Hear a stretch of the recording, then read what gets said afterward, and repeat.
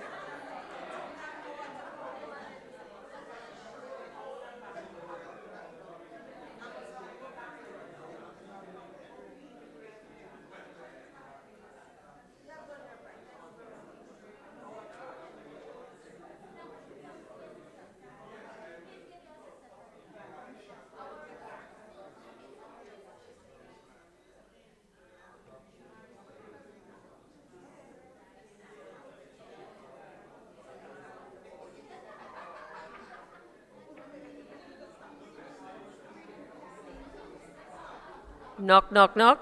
This is the 10-minute mark. 10 minutes to the end. 10 more minutes until this session ends.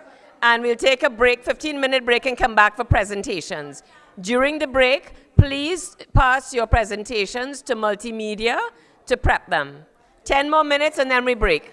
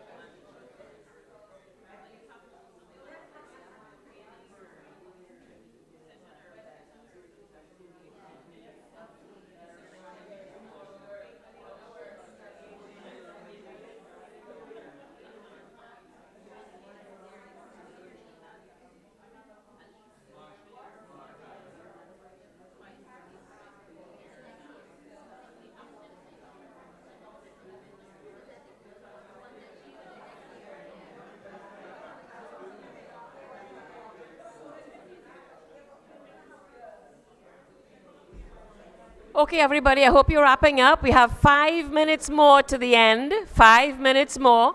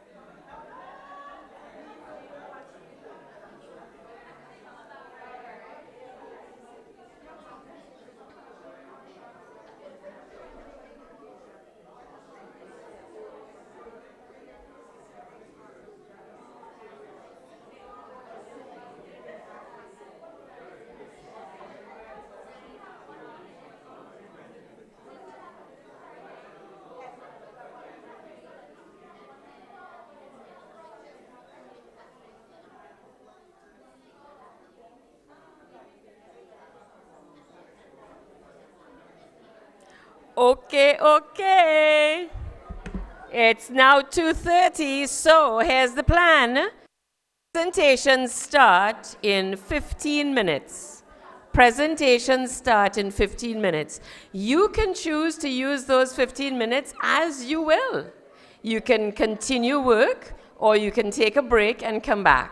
But in 15 minutes, we are going to start our presentations. If anybody is ready with the presentations to submit to multimedia, please do so now. We will present in the order of submission to multimedia. Everybody cool with that?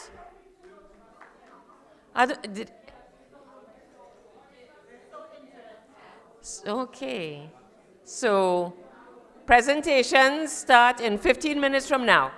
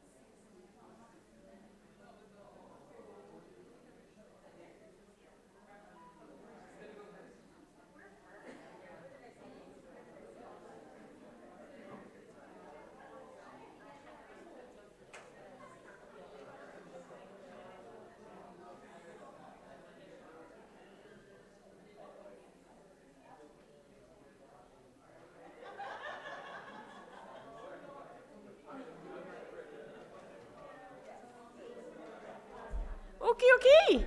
So it is 2:45, and we have reached pivotal point. Everybody has emailed their presentations. 4 groups. Yes, you got ours. Okay. No, you got ours. Right, one is in. Okay, could you put up the one that's in? I don't know if yours went, You got to check with them. Check with them and see if yours went. So the terms of reference for the next segment is as follows. We start in about a minute.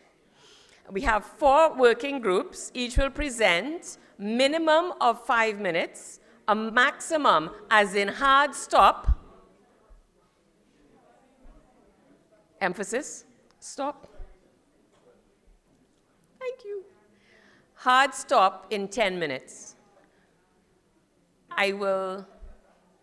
Let's stick to the 10 minutes hard stop. So since you know that you only have 10 minutes hard stop, if you find that there's a lot of detail and you have much more significant stuff to present, then just back off the detail.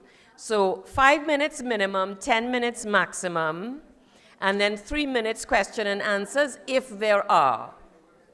IT, are we ready? Yes, we are. So look at that. We have satellite. Come, satellite group presenter. Woo!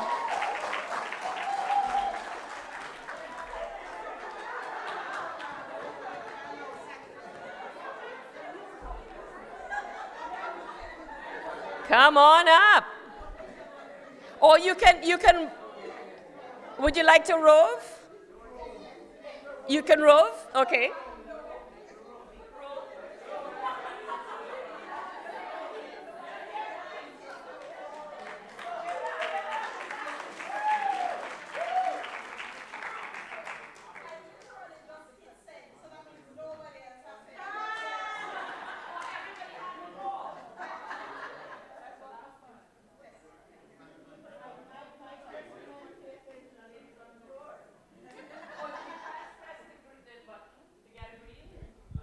Yes. All right. So this is Team Satellite. And it is a truly strong Caribbean representation at this table. So we discussed a lot of things. They will not be reflected on the slides. Sorry, guys. But we came down to a primary action, which we will get to shortly. And jump in anytime. So we identified a lot of the challenges that would have been identified in the earlier presentations that are inhibiting women's participation in a more significant way, particularly in the satellite space. Cultural, social norms, lack of infrastructure and resources, limited funding, lack of mentorship, bias in recruitment, promotion, lack of leadership opportunities, work-life balance and retention challenges. Women do have their particular domestic and other needs, and a lot of these jobs don't facilitate us having that balance. Brain drain and migration. When you do have those women who break that ceiling and get into it, they're not here in the Caribbean. And of course, an awareness gap about what exists in the satellite and space tech. So these are the challenges, the hurdles that we need to overcome. And so the objectives, when we do implement something, whatever that will be, is to improve access to education, training in space and satellite disciplines for women and girls, enhancing mentorship, we heard a lot about that earlier, networking as well as career pathways, the need to increase the visibility of women in the space sector. We need to see a lot of Dr. Hewlins around, support leadership roles, etc. They need to strengthen institutional and policy support for gender equity in the space and to support women-led innovation, entrepreneurship, and participation in satellite and space missions. We want to have our female Caribbean Elon Musk as well, in terms of his entrepreneurship, nothing else. So, as I said, there were a lot of ideas shared, but the key first step, and I think the only thing that conceivably we can do in a year's time, is to actually develop a task force. Develop that task force to identify, examine, and prioritize the possible solutions to address those challenges that I identified so that we can get over these hurdles. To ensure that there's greater inclusiveness. And the suggestion is that there is an existing organization that can provide that platform, for example, the CTU. So they can assist us with the coordination of that task force, help us getting the working groups together so that we can now implement plans. And some of the solutions, and there were many, we do need a baseline study to see really what's happening in the Caribbean. There's a lot of statistics out there about what's happening globally. Some of them may not be specific to our region. So do that baseline study, identify what the gaps are, and that will help us now to target the things that we need to do. Another thing, to establish ICT clubs, space camps, space clubs in our schools, so that we can increase the appetite for this whole exploration in this new area. Also have more ICT and space-related career expos. There are a lot of career expos with other areas, but you don't see a lot of space-related things in the Caribbean. Almost as if that's beyond our reach, but you know. Literally, exactly. And leverage the power of social media. It was mentioned at our table here that people are looking to influencers as their source of information and everything. And so we need to leverage social media to promote women's involvement in the space. Identify possible role models. And we were told about a Trinidadian astronaut, Camille Waldrop Allen. You know, why is it that everybody doesn't know her and know of her, you know? Also develop mentorship programs that identify the role models, the mentors, and the technical experts that exist in the region, and to go beyond the region and look into our diaspora as well.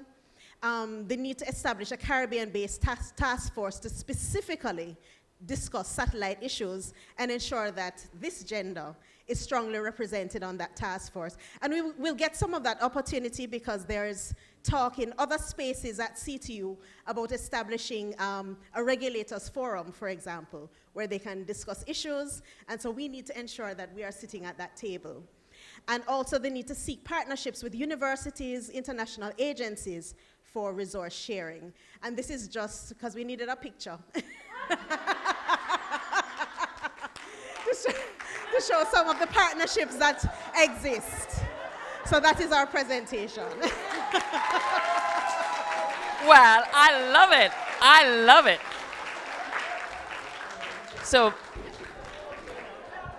what an energetic crowd that table had it. Let's hear it for them again.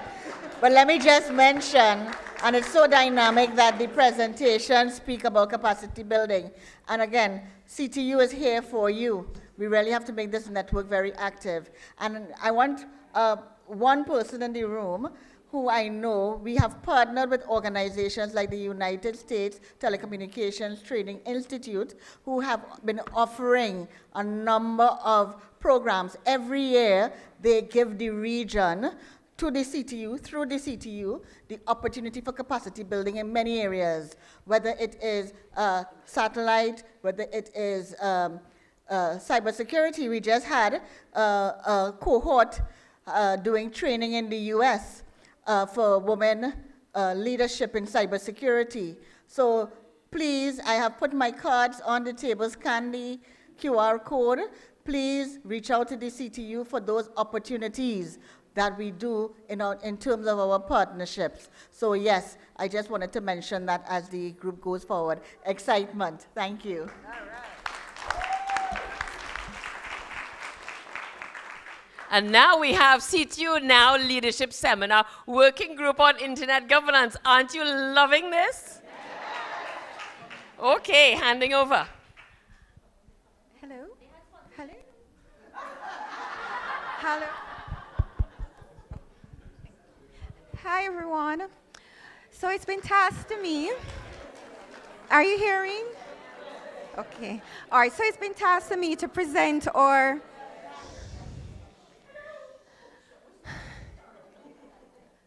it's been tasked to me to present what we came up with. Then I can't read it. All right. Hi, good afternoon. I've been designated the spokesperson. I don't know because if I was quiet before, so everybody decided I have to do something now. All right, so, okay, I can sit, thank God. Yeah, I have to read it. Okay. Okay, so the first thing that we looked at in the group, if we can move to the next slide. Oh, thank you. Apparently we have a lot of work to do to start, but okay. So one of the first things we looked at was what's your understanding of internet governance? And just to say that there are three concepts that are interrelated. It's e-governance, internet governance, digital governance. For edification, even if you know it, it's a nice reminder, right? E-governance is the use of ICT by governments to deliver services, improve transparency, and engage citizens, while digital governance looks at the oversight for digital technologies, how you integrate all of your digital assets for societal impact. And what we're asked to do is look at internet governance, which looks at an ethical framework for the use of the internet, which considers human rights, equity, inclusivity, accountability, and responsible use of the internet by establishing global policies, standards, and infrastructure that will shape the internet from beginning to wherever it's going to go when AI fully takes it over. And then we looked at what's the risk now. Data privacy and protection has been an underlying issue for almost all the discussions we've had, because at the end of the day, it's about people. And people includes children, so their safety, ensuring that you have secure use, ensuring that as persons put out their intellectual property, there's a framework to present and protect that. We have to have the interoperability so that the same standards I mentioned from the definition underpins everything, and it's equally applicable, almost harmonized, irrespective of where you are in the world. And coming with looking at it from a global position, we've talked a lot about the global north and the global south all of this week, and how that the disparity sometimes, or the perceived disparity in equity, from a negotiating standpoint, linking it to sovereignty to make sure you don't venture into digital slavery and you actually preserve your sovereignty. And then most persons are challenged day to day. How do you balance the same issue of sovereignty, or maybe more parity, when you're dealing with big technology companies that operate globally and would want to have you ingest their terms and conditions, even if that does not fit into your particular societal context? And most of this comes up, as we heard this morning with Ms. Carol Roach speaking about her inability to upload a picture because the facial recognition software does not accept people of color or recognize us in full. So, where do we start? Make it your business to know. So, for us to be actually useful and to build and grow, we actually have to recognize what we know, what we don't know, where to go to find it, and then structure that at the individual level, the organizational level, and the societal level. I'm going to piggyback on the first presentation and invite a similar approach to start from primary education, so that as our people grow and mature from infancy to adulthood, they would already have this as part of their knowledge sharing, as part of standard education. Thank you for the first group for supporting our approach. And so what's available with the Internet Governance, from the Internet Governance Forum that can support us in the region? They have policy networks on artificial intelligence, meaningful access, internet fragmentation, if we're moving to standardization and ensuring that the internet is the same across the world, with all persons have the same rights for equity, for sovereignty, as anyone else would, this is something that we can tap into as a knowledge base. Then you also have best practice forum, because just as how we are here today, we're sharing as many knowledge sharing forums and networks that we can establish. And of course, collaboration has been a theme throughout all of the CTU ICT week.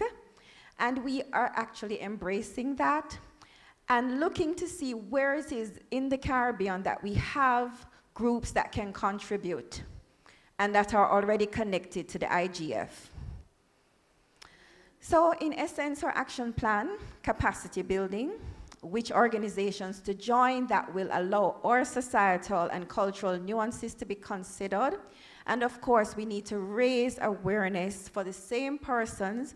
We're designing internet governance frameworks to protect all of our people across our islands. And last but not least, we sort of touched on this already, but it's there. At the organizational level, you can have a learning management system that will allow for different levels of certification in internet governance, so that the persons you have working in the various organizations and collaborating with local and international partners are actually aware, and not only aware, but how to connect the dots. A lot of work is stymied because persons are not able to look where they are and connect the dots to where they need to be.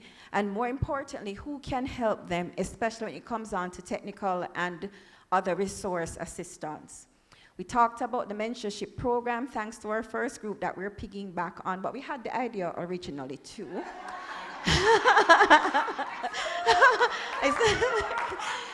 It's good to know we're thinking in the same way. And getting our governments locally, regionally, and of course when we go to the international level like the UN or the IGF, to come and appreciate why it is that the Caribbean, with its nuanced characteristics, needs its own little framework so that we can integrate better with the world. And then, in essence, we still need to keep the 5 W's and the H, the who, the what. We think we know the why because we've agreed collaboration and protection of our citizens in the region. So we didn't put the why up there, but the who, the when, the where, the why, the what. And of course, the how. And we've also shared some links where you can actually go and start learning about internet governance. Thank you.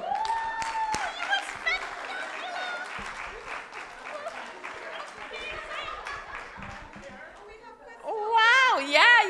Do you have a mic? Yeah, but that's nice. That's very nice, Maria. But at the same time, I'd like you to use a mic. Okay. So just to let you know, again, with the region too, Francola, we have 14 CARICOM states. When we go to CITEL, US has 1 vote. We have 14. We're not little. That's the point I'm making to you.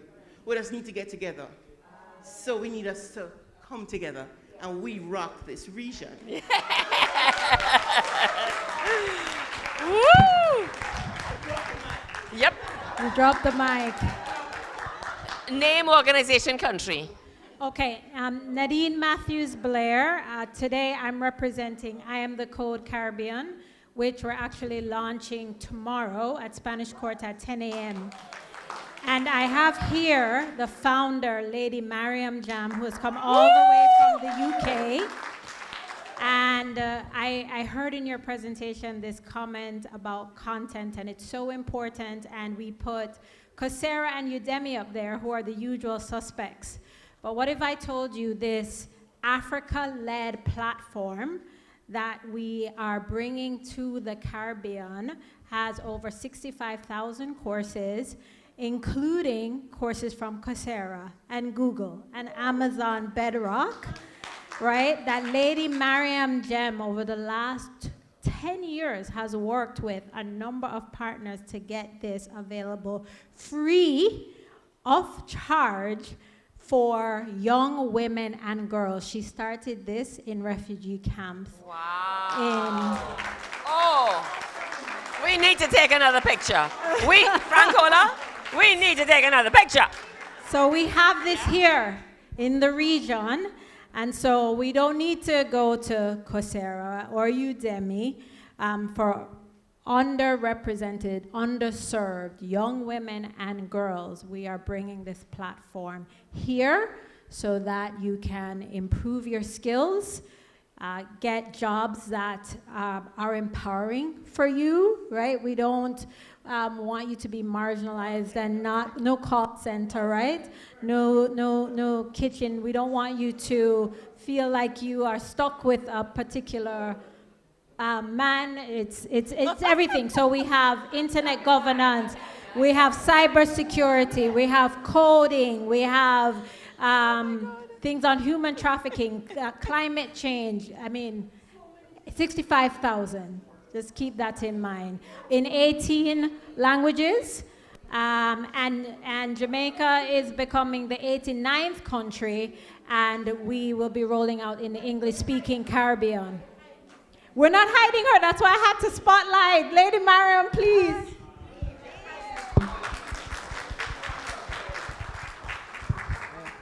I have Thank one you so much, question, Nadine. if I could interrupt. Since we put in our presentation, we need to know what we know and what we don't know. I want to know what's the name and where do we sign up?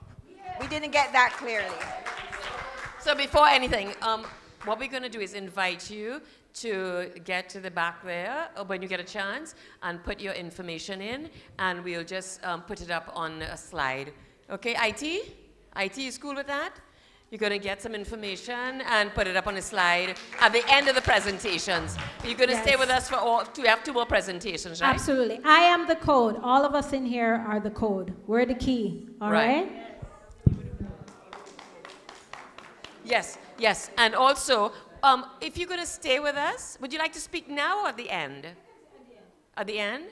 She wants you to speak now. Okay.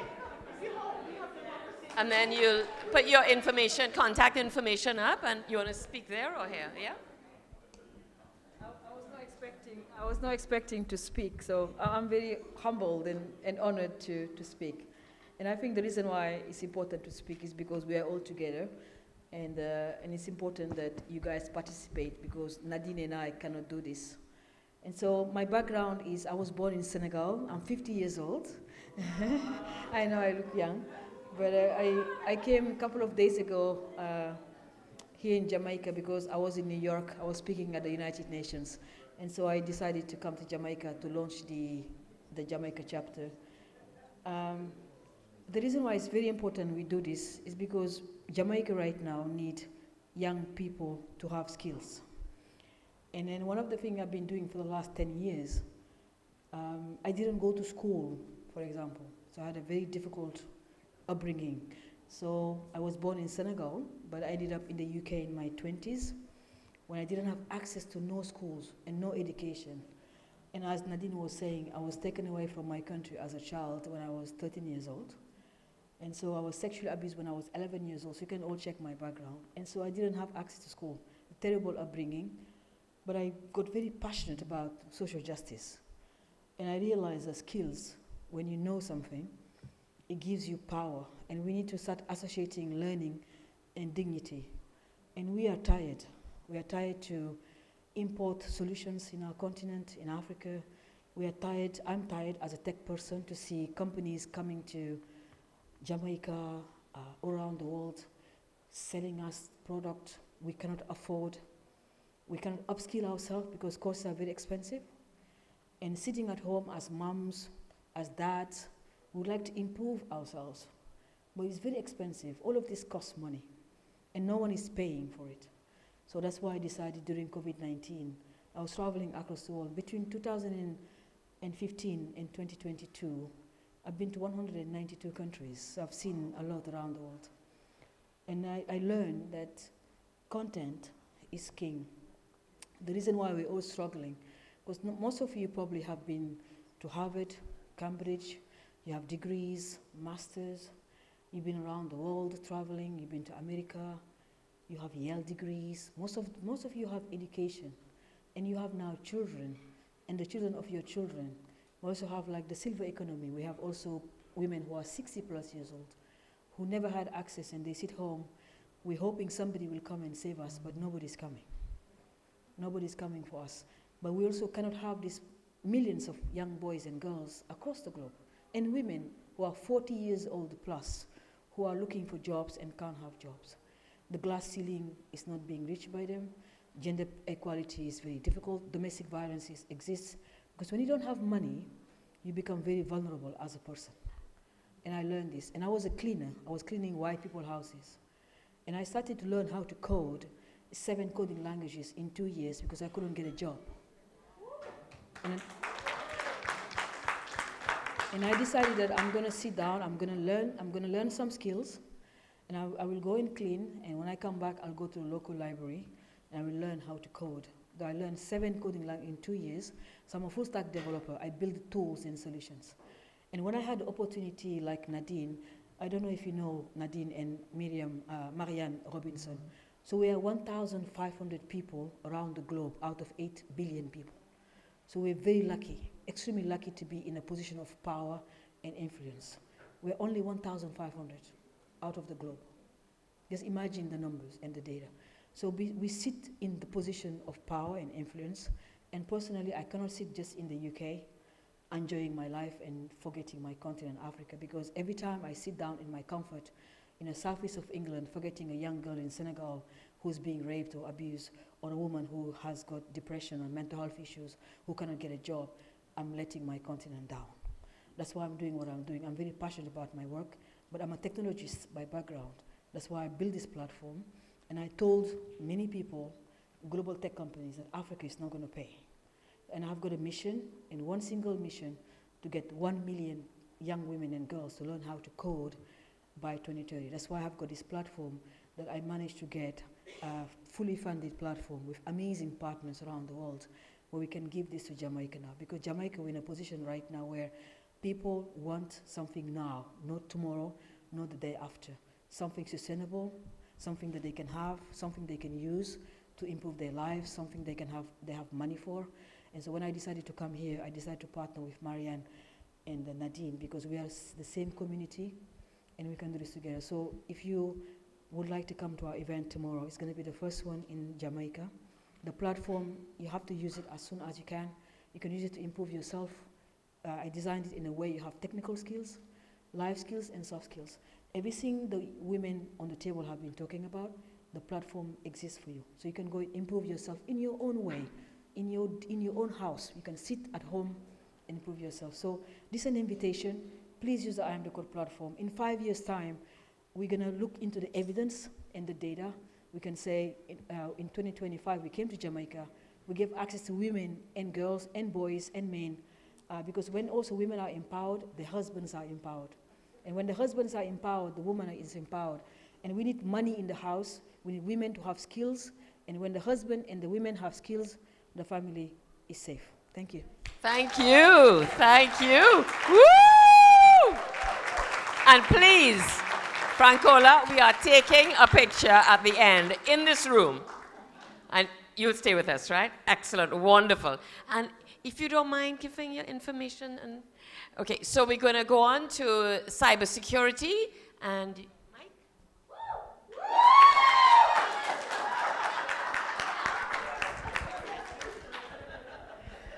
Good afternoon, everyone. As you can see, my team has empowered me to be here. So, what we'll be presenting on today is on cybersecurity and how cybersecurity relates with empowering women and girls in the Caribbean, promoting cyber safety, employment, and leadership opportunities. This is cool. Oh. All right. So we want to focus on why it is that we are doing this. Why is it that it's so important to empower our women and our girls in the Caribbean? Because the fact is that we face risks online, right? From cyber harassment, scams, to misinformation, identity theft, you name it. And at the same time, they remain underrepresented in cybersecurity careers and leadership roles.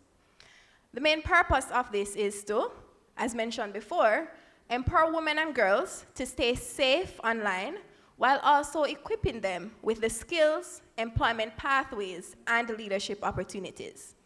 We also want to close the gender gap in tech. So guys, it's not just you anymore. The women want to step up, right?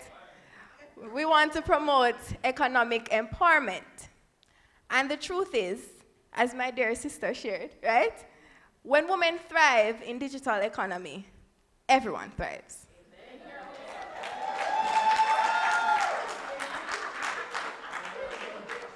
So, what do we want CTU to achieve in the next year? So, we have cyber safety.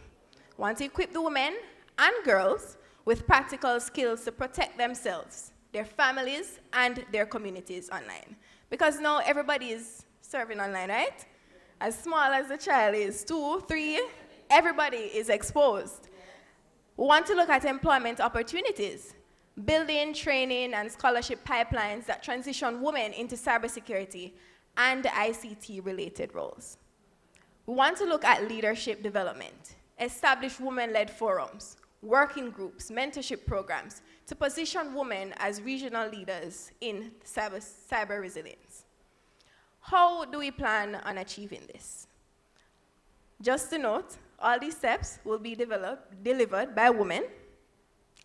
So we want to deliver cyber hygiene and online safety workshops in all the girls' schools, because that's where we'll start, right? We want to focus on youth organizations and women groups. We want to partner with churches, NGOs, and AmCham women's networks to host awareness sessions focused on issues faced online, as I would have mentioned before. We also want to launch a woman-targeted awareness campaign to reshape the language of cybersecurity into something that's more relatable, something that's more empowering, and something that's protective. Wow. What is it can...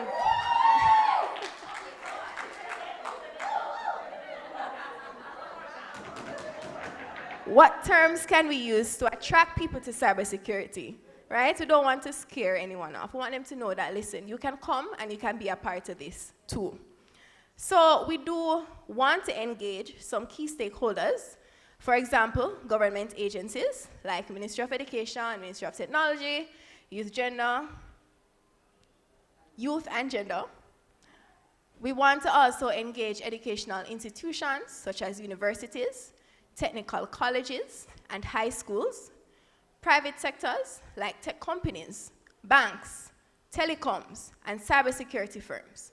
And just to note, as you mentioned, banks, there's a bank here, Scotiabank, who actually also started a program that engages not just Jamaican youths, but youths within the Caribbean. It's called ScotiaRise, where they partnered with a university overseas to actually teach these students cybersecurity.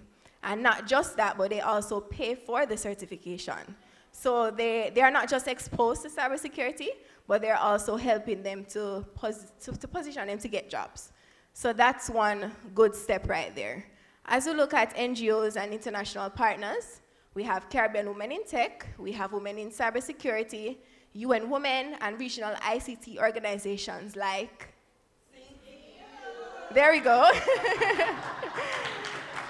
So,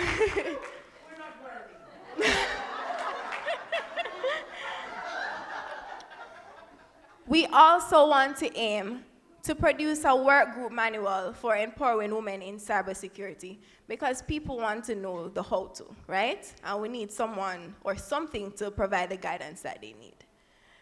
Where is it that we'll be doing this? In schools, universities, churches. Try to engage with the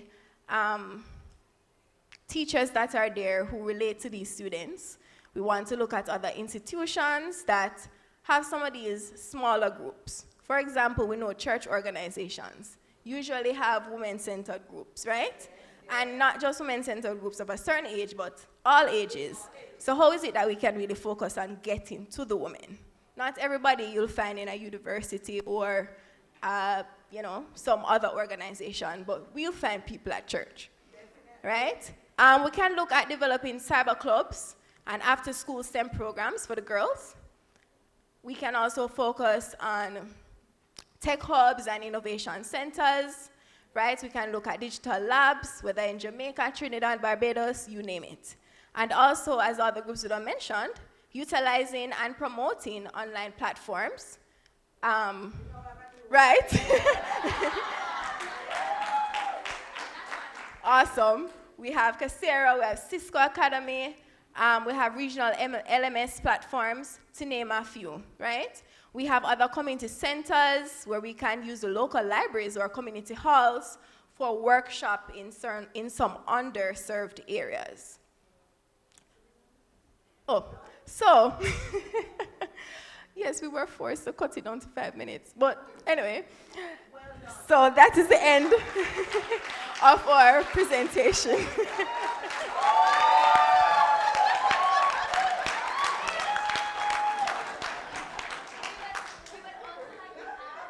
That was awesome.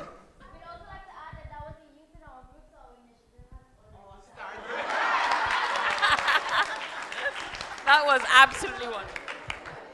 Okay, so while we queue up the final AI, do we have any questions or comments? Yes, yes. Hi, good afternoon, everyone. My name is Alexia Beckford. By the way, cybersecurity team, loved it. But I just want to add to that, I wear many hats, but one of them is Program Manager, Jamaica Technology and Digital Alliance, formerly Jamaica Computer Society. So I soon put on my second hat and tell you. However, now, if you are in a Caribbean organization, you can become a Fortinet Education Program Partner. And Fortinet, as an education program partner, they're offering free cybersecurity training, network security engineer level 1 to 3 free. And once you're a certified education program partner, they'll give you an exam voucher, 200 USD towards an exam voucher.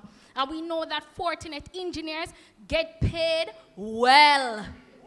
Not a little well, well. Right? So there are opportunities within that. Segueing a bit into, I just want to segue into my other hat to just quickly add to the AI. Fortinet. So let me repeat. Fortinet Education. You can sign up to be a Fortinet Education program partner. And you can offer that free of cost. And listen, let me tell you, for everybody who doesn't know about cybersecurity, as you mentioned, the ladies are worried. I have done the certification. You watch the videos, you get certified. And I can say there's somebody who did the program. I know he's a director of sales in a cybersecurity company.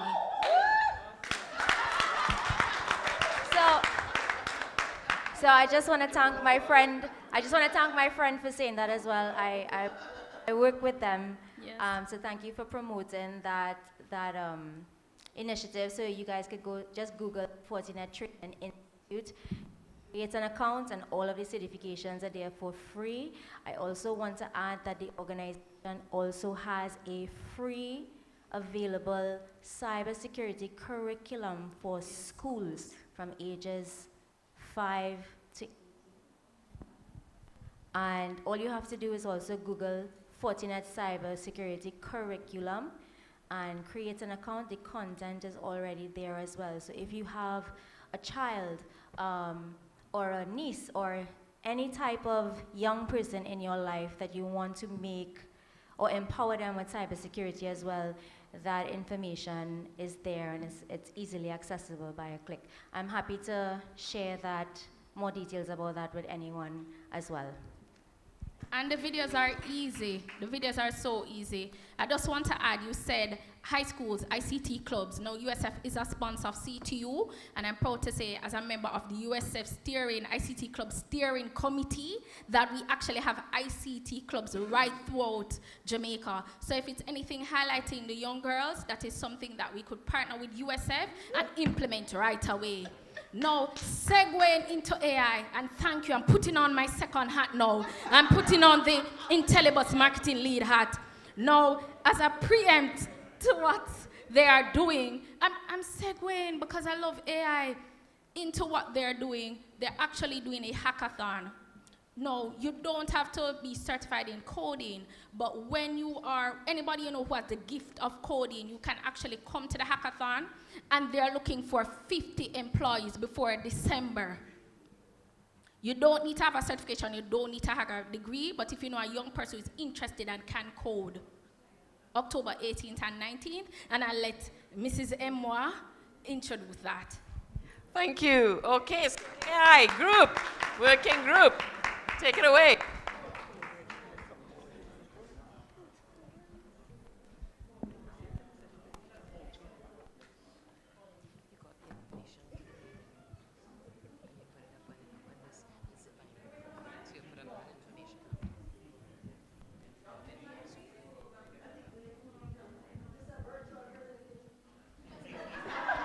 Do you have the clicker? Do you have the clicker? You gave it to me.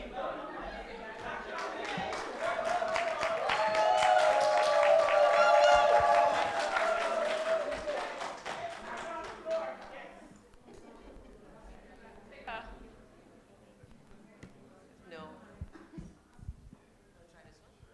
Hear me now? Yes. Yes? Can I have some noise from my team?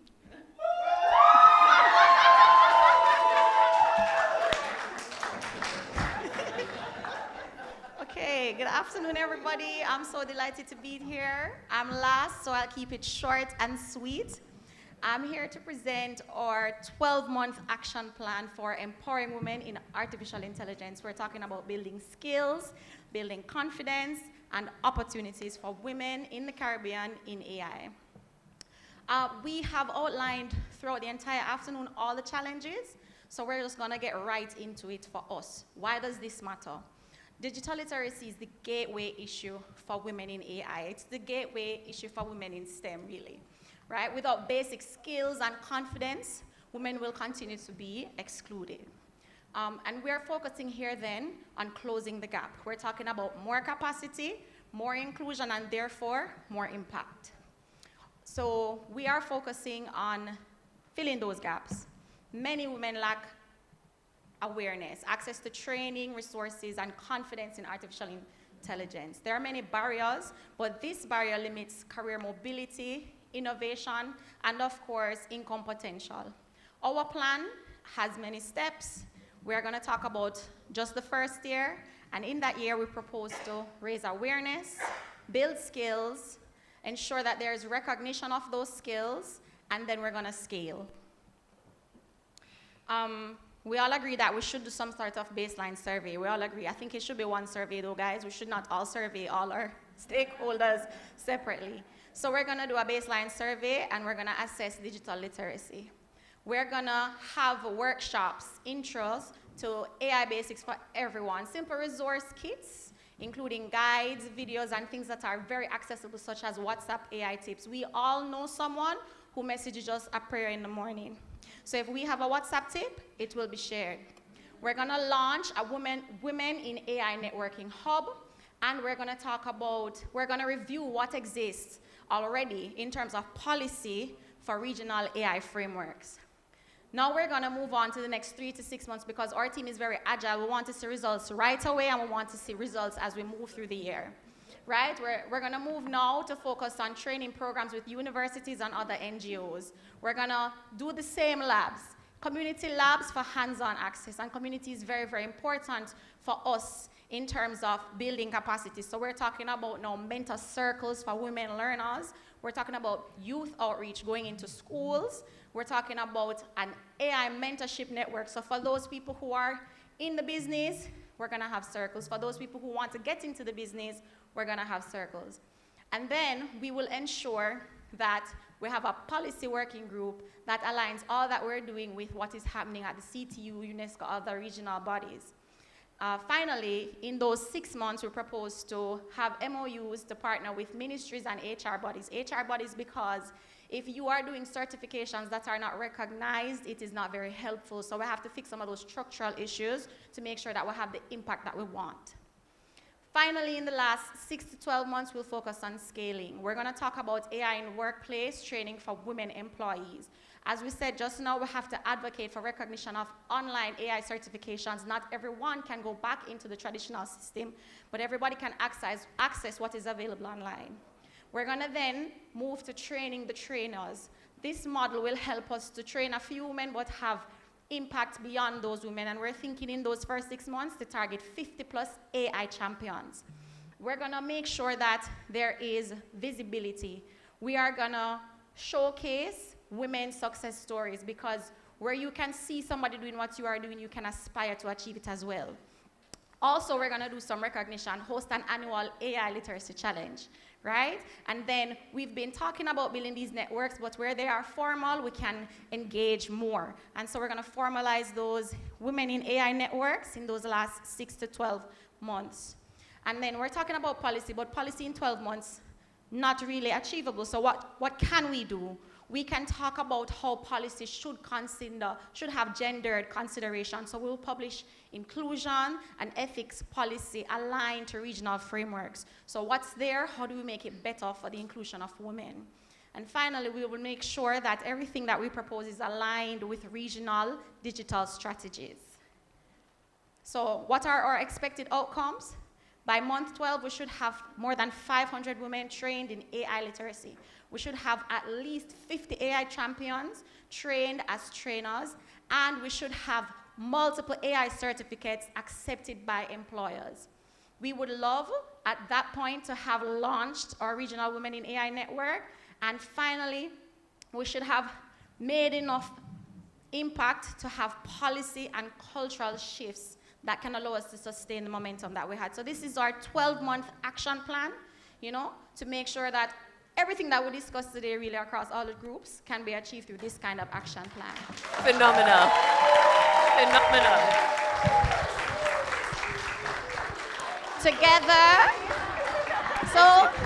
Together we can close the digital literacy gap.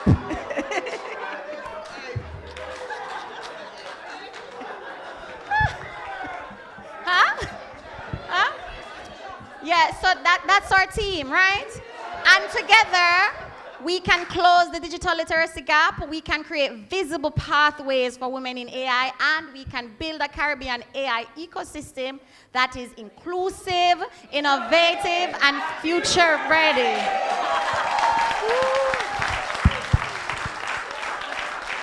Love it.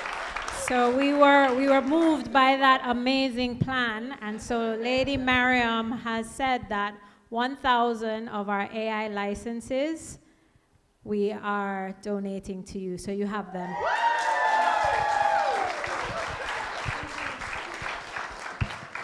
Thank you.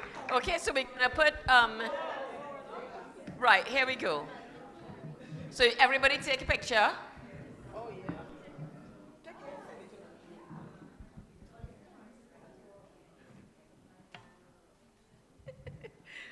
I wish I had my camera and take a picture of you guys taking a picture.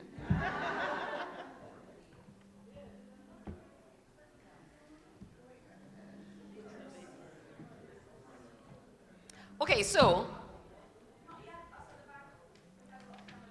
Oh, yep, no problem.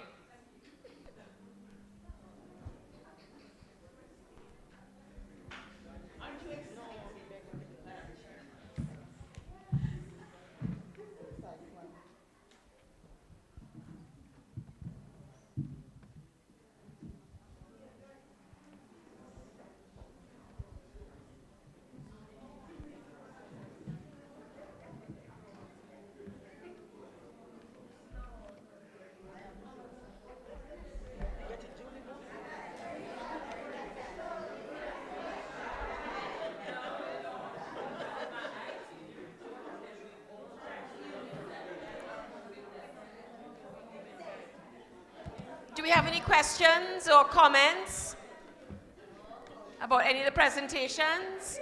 Okay, handing over to Francola. You ladies have exceeded my expectation today. Thank you very much. What a dynamic and energetic crowd. I am so happy. I am so happy of the interaction and the engagement. But I must say, we spoke about action. They came with a 12-month action plan. Pressure much? So the CTU Network of Women really do have its work cut out for them. And we really would want to take all of your input and put it into our 2026 action plan. We meet quarterly, and I want to invite you to visit our website at ctu.int. Under the Innovative Projects button, you will find, and let me see if I can share the screen to show you exactly where you can find us. And when you visit the CTU website, our terms of reference in becoming a member is there, our information. Please join the CTU Network of Women and let us continue with the engagement. If we can put up the QR code for the evaluation form, we would like for you to take some time to scan the QR code, complete our evaluation form. We have some open-ended questions which we would really like for you to tell us what you want from us.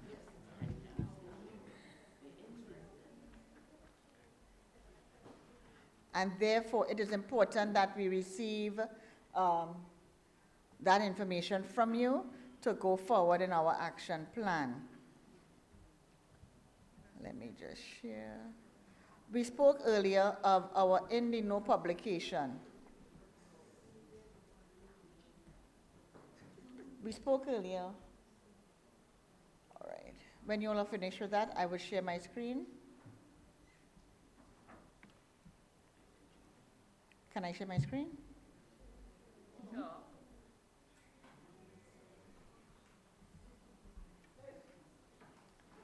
So we mentioned earlier on,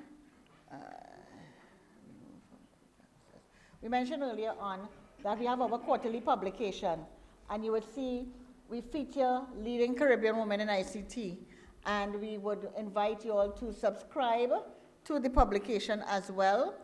One of the ways that we try to make persons aware of what is happening in the region is through this publication. And you will see Vashti was one of our front covers. We had Doreen Bogdan-Martin, another woman, leading woman in ICT. We invite persons to submit articles, submit your information, share with us what you want us to share with the region. We have through our 20 member states, the distribution is wide. We have really key partners who are also willing, again, to offer many capacity building initiatives, and it's one of the ways where you can find out what is really happening. So we invite you to be in the know, and also my contact information is there. Please reach out to us and we will be able to implement your action plans as we go forward. So in everything we have to give thanks, and I really, really, really want to thank the dynamic speakers we had here today. Dr. Hewling, give Dr. Hewling a round of applause for her dynamic presentation. We had Sandria Maynard, who really started off the day giving us some dynamic insight. And again, the energetic Dr. Kim Malaleo.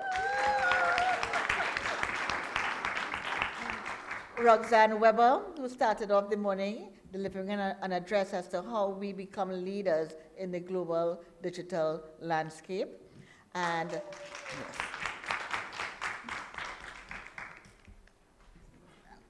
We also had Ms. Carol Roach, who was online, and Carol, it was interactive, very much online throughout the entire process. And when Baba,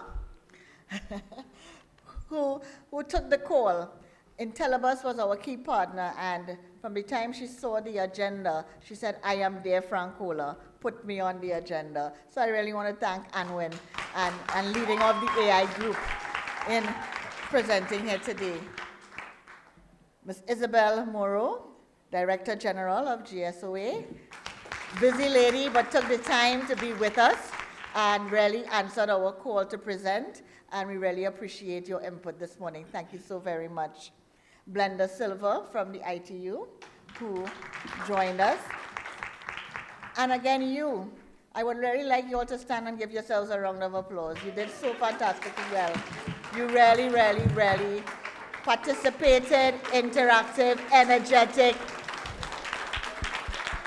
made yourselves heard, and that's what we want. So thank you so very much. Thank you so very much for being part of this inaugural event. And I am sure to our next member state, I think we're in Turks and Caicos next year. I would like to see each and every one of you there. And also, over the next 12 months, you will be invited to our quarterly meetings, send in your inputs, send in your information. Dr. Malaleo can attest that during this short time with the establishment of the CTU Network of Women, we have done a lot, and we continue to do so, and we will continue. Yes? Yes, Mr. Miller. Francola, I'm speaking as someone who has personally benefited from both in the advancement of my career and the resources that I can use to empower other people from the initiatives that the CTU has done and what Francola is doing with this network as well. I just want to also extend my gratitude for that and to give you a round of applause for working hard. Thank you. Thank you very much. Thank you very much. Yes, as Dr. Myers-Hamilton mentioned, in the international fora, we have 14 votes. The US has 1. And if we don't understand the power of that, I hope after today we do. All right? So we are part of Latin America and Caribbean. Let us make sure that C is in bold. Yes. All right? That C is in bold. I want to invite Dr. Malaleo just to do some wrap-up and closing. I know she has been the busybody on the floor, but as you would see, her advocacy is one that we aspire to, and I hope that we do. Dr. Malaleo?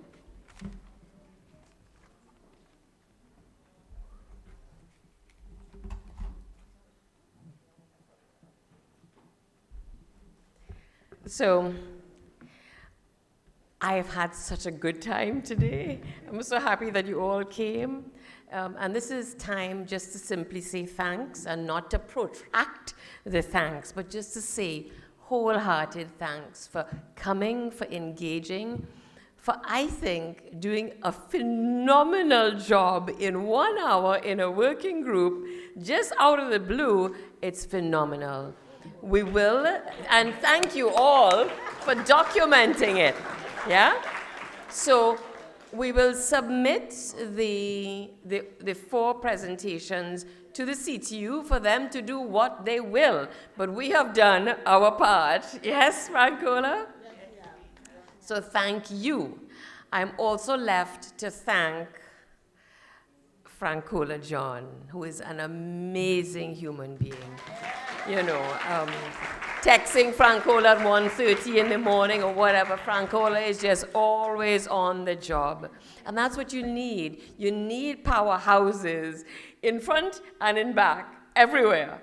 And Francola is that. And she's also a very dear friend, which of course is the most important thing. So I also, in closing, want to recognize 2 amazing human beings who just happen to be women. One is Cynthia Reddock Downs, who has just retired as the CEO of the Telecommunications Authority of Trinidad and Tobago. Cynthia and I started at the Telecoms Authority when it was born, when it was just coming out of the womb. She in operations and me on the board. She has retired as CEO this year, and I just want to share with you that she's an amazing human being. The other one is the mother of the CTU, even though the CTU existed before she came on board. As far as I'm concerned, Bernadette Lewis was the mother of the CTU. We owe Bernadette so very much. And you know, the thing about it is that we can observe the accomplishments of human beings in relation to the functional outputs, you know, the tangible functional outputs. But for me, the telling issue is the heart. And what Bernadette brought to the CTU was integrity and heart. She was brisk, she was vicious, you know, in her focus, but she had the kindest of hearts. And that's what I look for in my people. And I also, because I've recognized who I consider the mother of the CTU, I also want to recognize a man. And that is the person I recognize as the father of telecommunications in the Caribbean, and that is Donnie de Freitas. So are there any St. Lucians amongst Donnie is St. Lucian or is Vincentian? Yeah. Do we have any Vincentians in the audience? No? So you are all too young, I guess, all too young to know Donnie? You know Donnie? So I want to recognize, and Donnie passed away several years ago. I want to recognize him and leave you with the thought that it's all of us that make the world go around. And you have shown today what an immense powerhouse there is in the Caribbean and in Caribbean women. So look forward to seeing you in more Network of Women with the CTU events, and God bless you.